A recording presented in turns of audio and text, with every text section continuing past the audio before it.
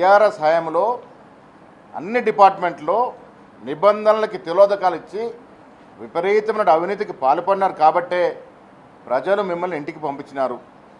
అది కాళేశ్వరం కావచ్చు, భూముల విక్రయం కావచ్చు, ఫార్ములా ఈ రేస్ కార్ల విషయంలో కావచ్చు, ప్రతి చోట ప్రతిరోజు అవినీతికి బీఆర్ఎస్ నాయకులు పాల్పడ్డారు కాబట్టే 10 ఏళ్ళు ఓర్చుకున్న తెలంగాణ ప్రజలు మిమ్మల్ని ఇంటికి పంపించినారు.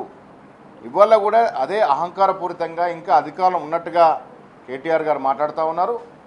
కేటీఆర్పై కేసు నమోదు చేయడం అనేది సక్రమమైన చర్య. బీఆర్ఎస్ లాగా కక్షపూరితంగా కాంగ్రెస్ పార్టీ పోవట్లేదు. అన్ని నిబంధనల ప్రకారమే జరుగుతూ ఉన్నాయి.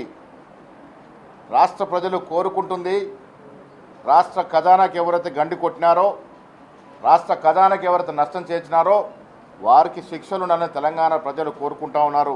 ఆ కోరికలో భాగంగానే కాంగ్రెస్ పార్టీని అధికారం తీసుకొచ్చినారు. ఆ ప్రజలు ఏదైతే కోరుకుంటా ఉన్నారో, ఈ రాష్ట్రంలో 10 ఏళ్ళు ఏ రకంగా అయితే అవినీతి జరిగిందో, దోపిడీకి గురైందో వీటన్నిటికి కూడా రాబట్టాల్సిన అవసరం ఉన్నది.